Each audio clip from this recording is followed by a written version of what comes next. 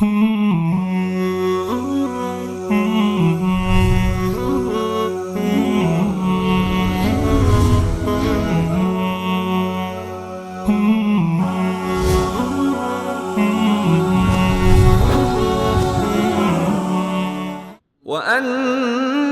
هذا صراطي مستقيما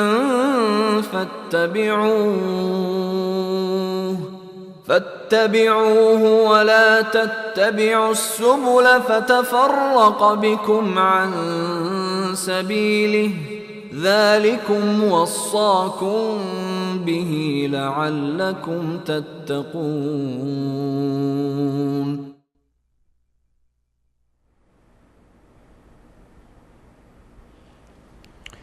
الحمد لله والصلاة والسلام على رسول الله و علی آله و صحبه و من والاه، اما بعد. السلام علیکم و رحمت الله و برکاته.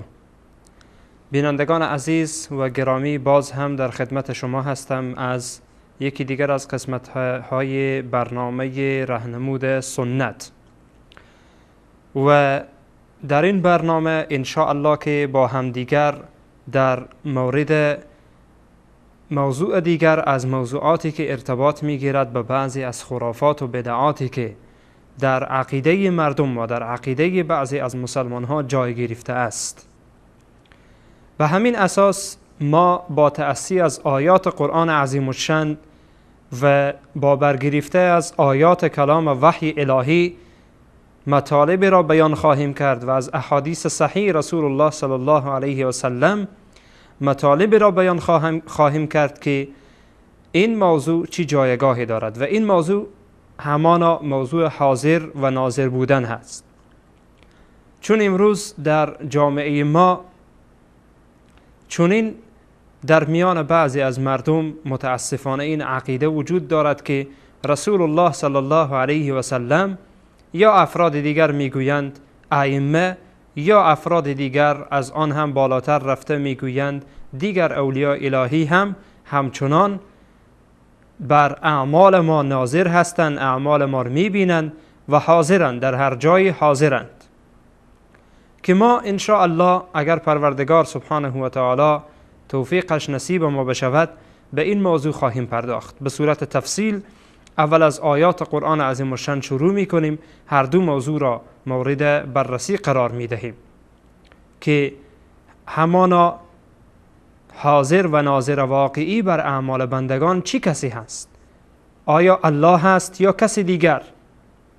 و در قرآن عظیم الشان این عقیده و این فکر چی جایگاهی را دارد و از چی جایگاهی برخوردار است؟ اولا باید بدانیم که به صورت کلی در اول این قسمت ها می خواهم که به صورت کلی بگویم که همانا حاضر و ناظر بر اعمال بندگان فقط و فقط الله است و هیچ کسی دیگر این خاصیت را ندارد. آیات قرآن عظیم الشان در این مورد به طور تفصیل برای ما موضوعاتی را بیان می کند و این موضوع را برای ما گوش زد می کند که همانا الله سبحانه و تعالی است که حاضر و ناظر می باشد، نه کسی دیگر. پروردگار متعال سبحانه و تعالی این که افراد دیگر حاضر بر آنچه که ما انجام می دهیم باشند و ناظر باشند، اعمال ما را ببینند، پروردگار متعال از آنها سلب می کند. چرا که دو صفت و دو اسم از اسمای الهی است که به نام شاهد و بصیر هست. شاهد یعنی حاضر، اللهی که در همه جا علمش ما را فراگیر است، اللهی که مواظب عمل کرده ماست، اللهی که شاهد است، ناظر بر اعمال ماست و ما را میبیند، بصیر هست، بینا هست الله متعال و اعمال ما را نظاره می کند و اعمال ما را مشاهده می کند که ما چی کاری انجام می دهیم و چی کاری انجام نمی دهیم. به هر حال بینندگان عزیز و گرامی، قبل از اینکه به این آیات بپردازیم اولا باید بدانیم که الله سبحانه و تعالی در مورد حضرت عیسی علیه السلام چی می فرماید.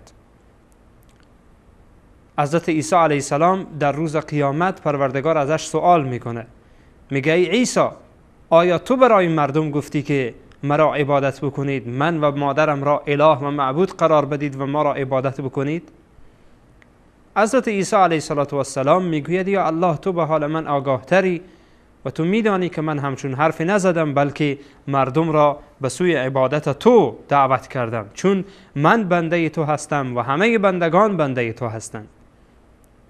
میرسد به اینجا که الله سبحانه و تعالی از زبان حضرت عیسی علیه السلام که این اتفاق در روز قیامت خواهد افتاد میفرماید در سوره مبارکه مائده آیت 117، الله متعال از زبان عیسی علیه السلام میفرماید که در روز قیامت حضرت عیسی در جواب این سوالی که الله ازش پرسیده میگوید ما قلت لهم الا ما امرتنی. یا الله، تو خب میدانی که من چیزی به آنها نگفتم مگر آنچه که تو برای من گفته باشی، تو برای من دستور داده باشی. من جز دستور تو چیز دیگری به این مردم نگفتم. ان اعبدوا الله ربی و ربکم، فقط همین قدر برای مردم گفتم که الله را عبادت کنید، اللهی که پروردگار من است و اللهی که پروردگار شماست. و کنت علیهم شهیدا، یا الله من بر آنها گواه بودم، بر آنها شاهد بودم، بر آنها حاضر بودم، در میان آنها موجود بودم. ما دمت فیهم، تا زمانی که زنده بودم در مابینشان بودم. فلما توفیتنی، یا الله وقتی که تو مرا برداشتی، وقتی که یا الله تو مرا از این دنیا برداشتی، یا الله وقتی که تو مرا از این دنیا بردی، کنت انت الرقیب، یا الله تو بر آنها مراقب بودی، تو مراقب اعمال و کردارشان بودی. و انت علی کل شیء شهید، و تو یا الله سبحانه و تعالی بر هر آن چیزی که هست تو شاهدی و حاضری.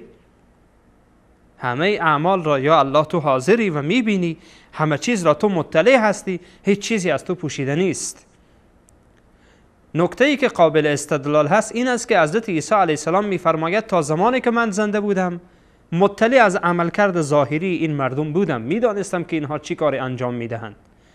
اما بعد از این که تو مرا از این دنیا بردی، یا الله من نمیدانم که اینها بعد از من چی کردند، بعد از من چی کاری انجام دادند. انت الرقیب، یا الله تو بر آنها مراقب هستی و تو بر آنها مراقب بودی و دیدی و متوجه بودی که اینها چی کاری انجام میدهند، مطلعی هستی تو. و انت علی کل شیء شهید، یا الله تو بر هر چیزی گواه هستی و شاهد تو هستی. یا الله چیزی که ما میخواهیم بحث بکنیم همین است که شاهد و حاضر تنها پروردگار سبحانه و تعالی است. و در این آیه مبارکه هم حضرت عیسی علیه السلام از این آیه مبارکه چیزهایی که معلوم می شود، اولا که حضرت عیسی علیه السلام به بندگی خود اعتراف می کند، برخلاف آنچه که مسیحی ها می گویند، برخلاف آنچه که پیروان دروغین حضرت عیسی علیه السلام بر او نسبت می دهند که الله برای خود فرزند گرفته و بعد می گویند که عیسی علیه السلام فرزند خداست. نعوذ بالله. در این آیه به صورت صریح واضح و آشکار معلوم میشه که حضرت عیسی علیه السلام اعتراف بر عبودیت خود میکنه.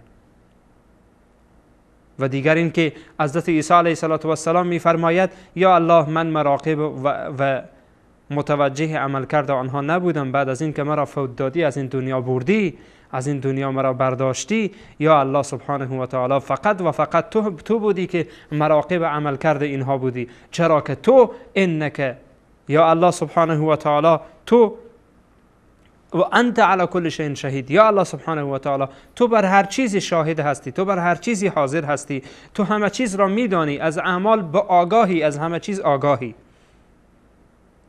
این چیزی است که حضرت عیسی علیه السلام در روز قیامت در پیشگاه پروردگار سبحانه و تعالی در جواب سوالی که الله متعال میکنه حضرت عیسی علیه السلام جواب میده.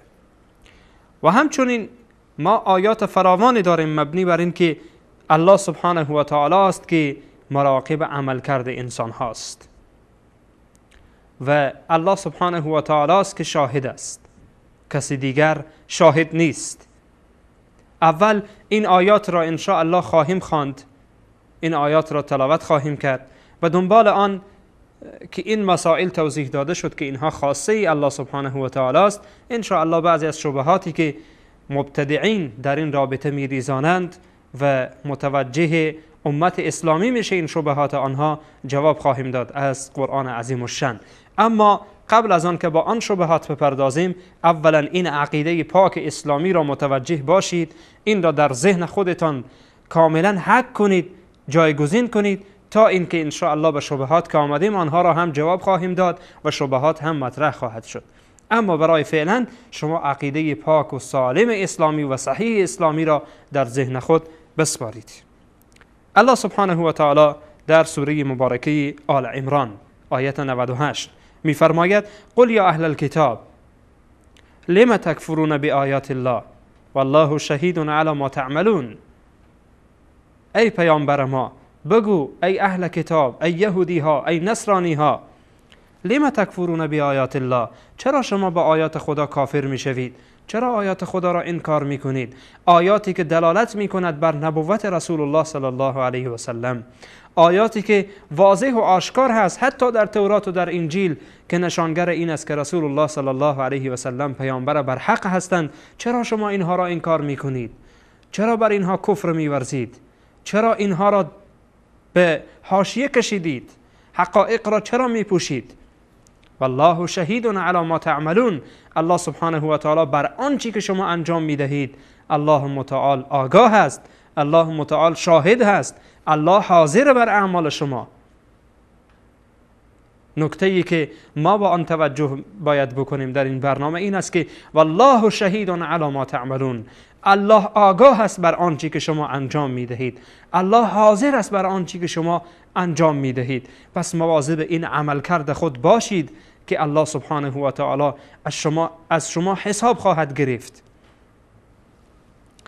و همچنین پروردگار متعال سبحانه و تعالی در یکی دیگر از آیات قرآن عظیم الشان در سوره مبارکه یونس آیت 46 الله سبحانه و تعالی می فرماید: و اما نرینک بعض الذی نعدهم او نتوفینک فالینا مرجعهم ثم الله شهید علی ما یفعلون.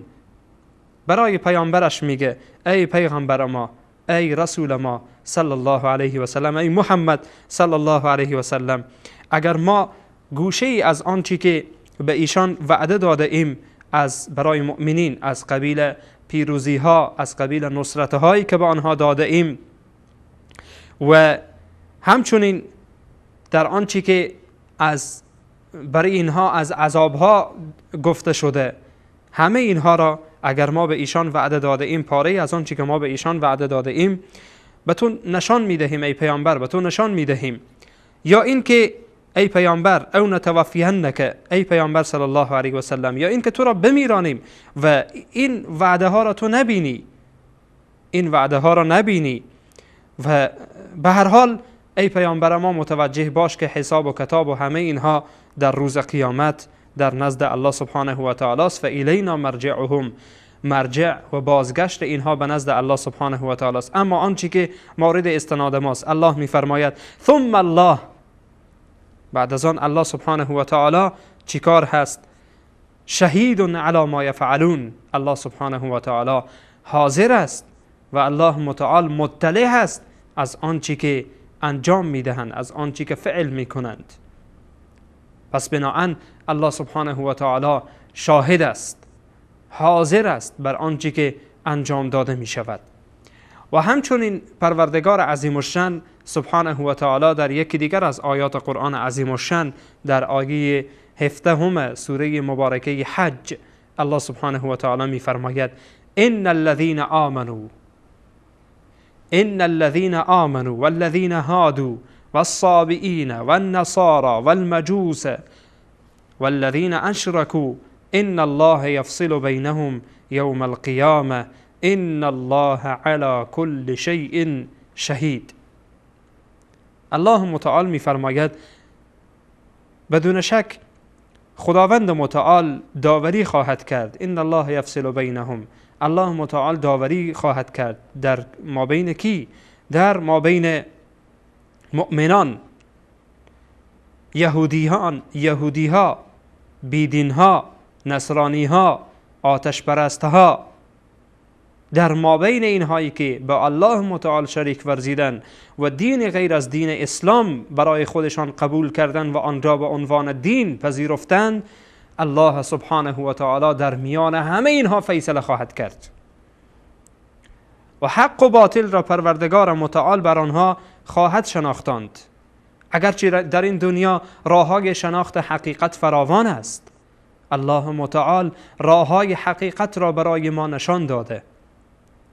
راه حق از راه باطل کاملا واضح و آشکار هست، اما افرادی که به دنبال حقیقت نیستند، حتی حقیقت را میدانند و به دنبال حقیقت نیستند، اینها باید بدانند که الله سبحانه و تعالی آنها را تهدید می کند و می فرماید ان الله یفصل بینهم، الله متعال در ما بین آنها فیصله خواهد کرد و در میان آنها قضاوت و داوری خواهد کرد و حکم خواهد کرد که حق به کدام طرف هست و حق در کجاست.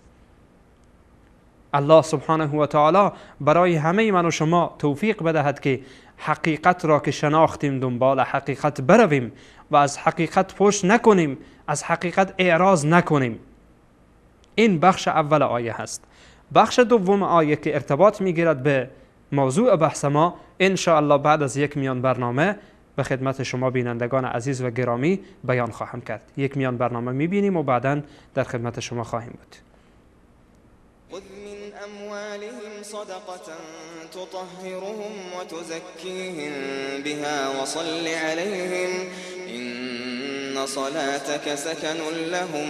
خذ من أموالهم صدقة تطهرهم وتزكيهم بها خذ من أموالهم صدقة تطهرهم وتزكيهم بها وصل عليهم إن صلاتك سكن لهم والله سميع عليم.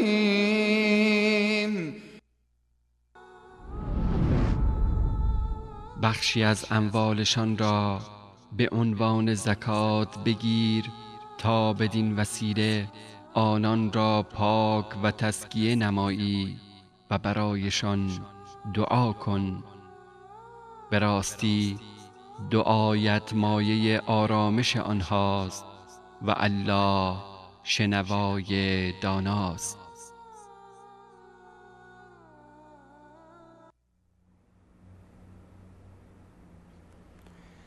با عرض سلام مجدد به خدمت شما بینندگان عزیز و گرامی. بله، آیه مبارکه سوره حج، آیت 17 سوره حج را به خدمت شما تلاوت کردم. بار دیگر تلاوت می کنم و بخش اخیری که ارتباط به برنامه ما می گیرد ان شاء الله اشاره خواهم کرد. الله متعال می فرماید ان الذين آمنوا والذين هادوا والصابئين والنصارى والمجوس والذين اشركوا ان الله يفصل بينهم يوم القيامة ان الله على كل شيء شهید. بله بینندگان عزیز، الله متعال در میان همه این گروه ها در روز قیامت قضاوت و فیصله خواهد کرد. در ادامه الله می فرماید ان الله علی کل شیء شهید. الله سبحانه و تعالی بر تمام آنچه که هست شاهد است. الله بر همه چیز آگاه است، شاهد است، مطلع است، حاضر است. هیچ عملی از الله پوشیده نیست. توجه کنین بینندگان عزیز، مورد اخلاقی، ارتباط به اخلاق ما و تزکیه نفوس ما میگیرد.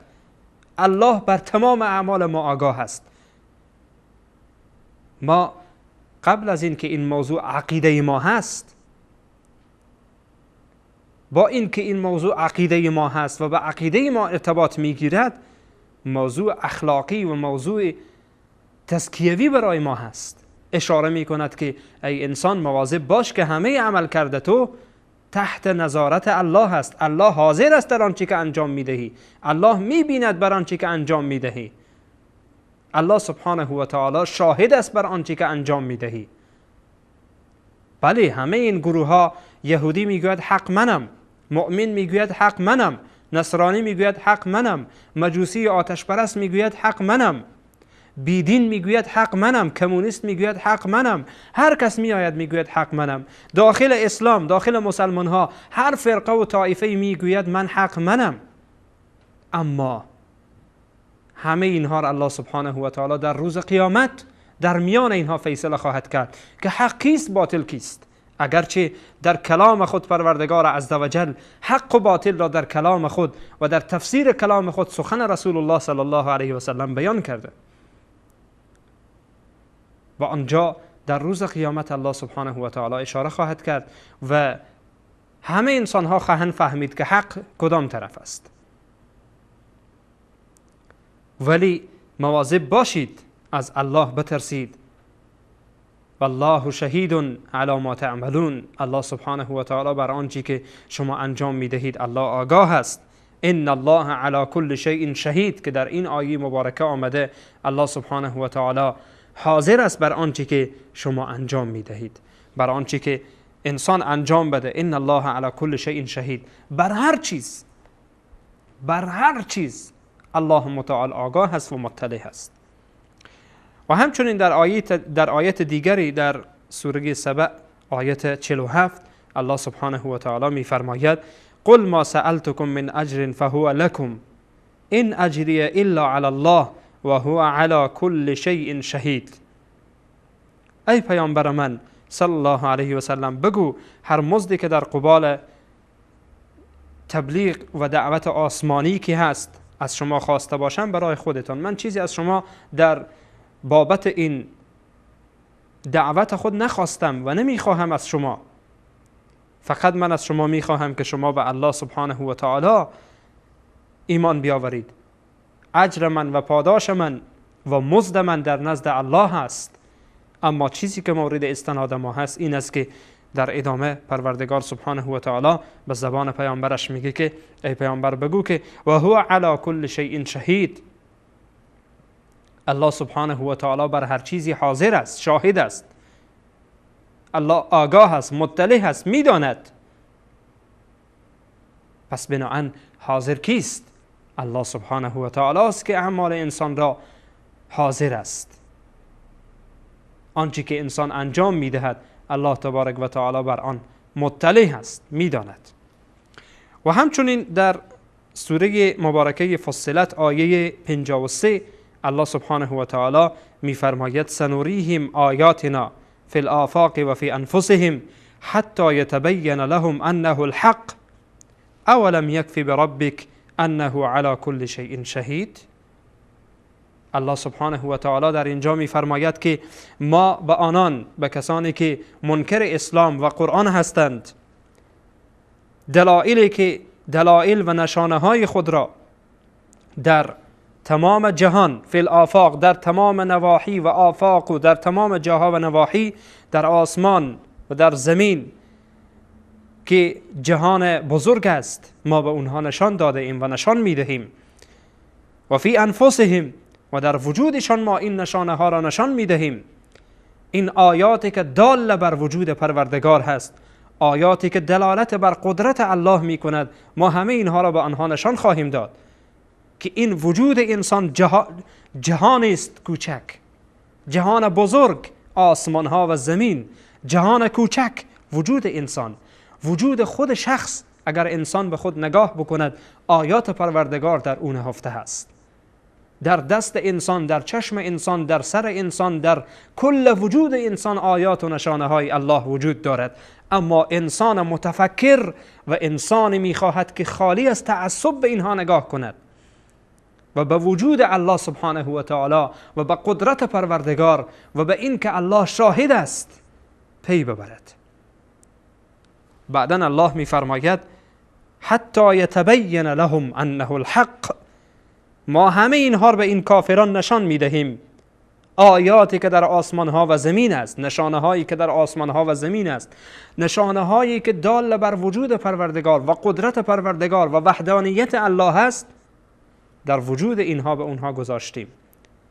و فی کل شیء آیه تدل علی انه واحد. در هر چیزی نشانه است که دلالت بر قدرت پروردگار و دلالت بر وحدانیت و یکتایی الله سبحانه و تعالی می کند. بعدن الله میفرماید اولم یکفی، ما همه اینها را نشان دادیم تا اینها حق را بدانند. همه این آیات را پروردگار در آسمان ها و زمین گذاشته و به اینها نشان داده، در وجود اینها نشانه ها را گذاشته و اینها را متوجه میکنه تا اینها حق را بدانند، حق را به اینها اشکار میکنه. اولم یکفی بربک انه علی کل شیء شهید، آیا کفایت نمیکنه بر این که چی شهادتی بالاتر از این باشه که الله سبحانه و تعالی بر همه چیز آگاه است، الله بر همه چیز حاضر است، هیچ چیزی از پروردگار پوشیده نیست. اعمال شما را پروردگار نظاره می کند، کارکرد شما را الله نظاره می کند، همه چیز را الله متعال سبحانه و تعالی علمش بالای سر ما حاضر است و در تحت احاطه علم پروردگار و قدرت ذات احدیت و ذات اقدس الهی است.